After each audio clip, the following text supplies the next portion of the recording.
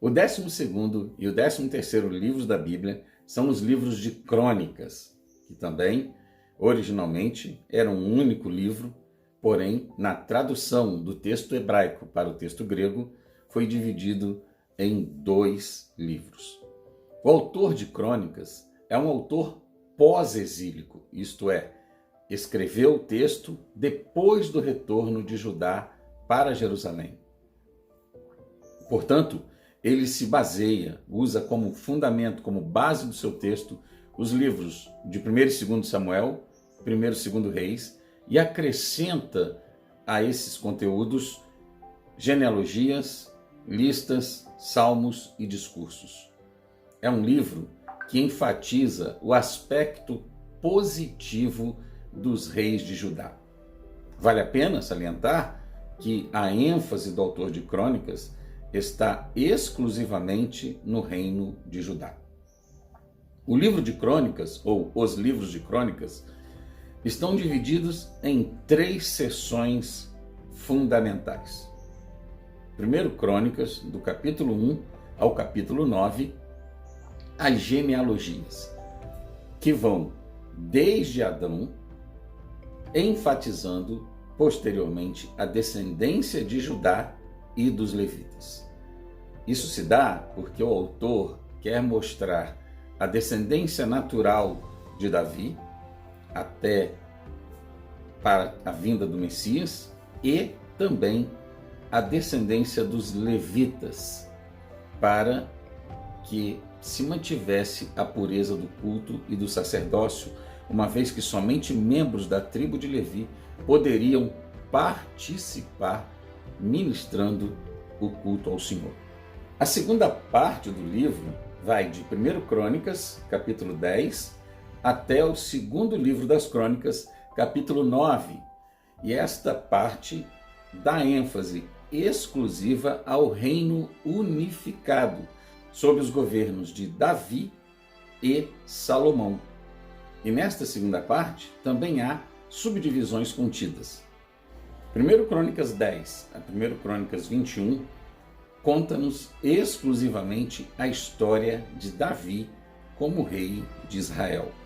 Já em 1 Crônicas, capítulo 22 ao 29, Salomão é introduzido na história de Davi, posto que Davi preparará o seu filho para a construção do templo ao Senhor.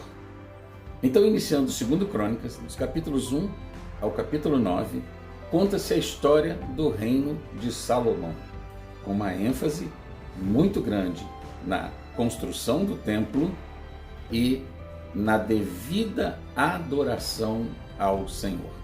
Para que não haja dúvidas de que o autor de Crônicas estava focado no templo e na adoração ao Senhor, mais da metade da história de Davi trata dos preparativos para a construção do templo, e mais de 2/3 da história de Salomão, contada em Crônicas, trata da construção do templo e da sua dedicação ao Senhor. Portanto, a ênfase do autor de Crônicas é estritamente espiritual, focada na adoração e na fidelidade ao Senhor. E isto fica muito claro na terceira parte do livro, que trata da história de Judá, exclusivamente de Judá, sob a monarquia dividida. A ênfase ali está na adoração ao Senhor e no tratamento recebido pela fidelidade ao Senhor, as consequências disso e também as consequências da infidelidade ao Senhor, mostrando vitória na batalha e prosperidade quando o povo age de maneira fiel à aliança do Senhor e derrota quando o povo quebra a sua aliança com o Senhor, ficando, portanto, entregue à sua própria sorte e não mais debaixo da bênção e da proteção do Deus eterno.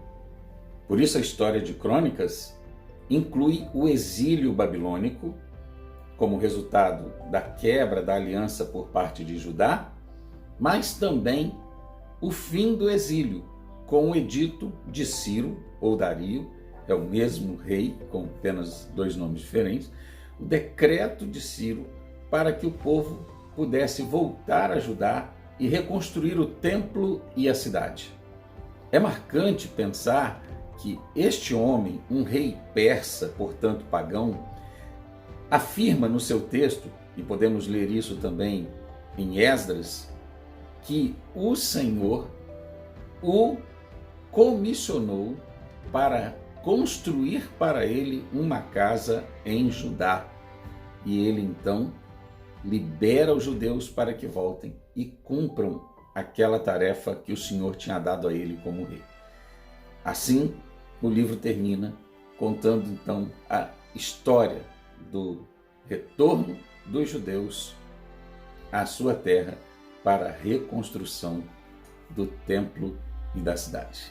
Em síntese, esta é a essência de 1º e 2º Crônicas. Deixa eu te fazer um pedido.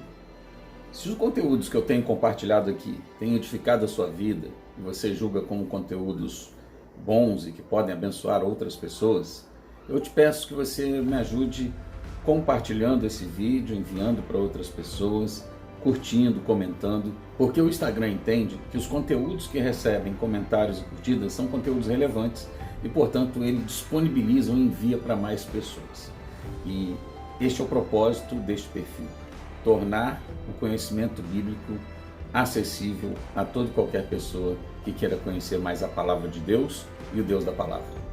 Que o Senhor te abençoe, que o Senhor abençoe a sua família, em nome de Jesus.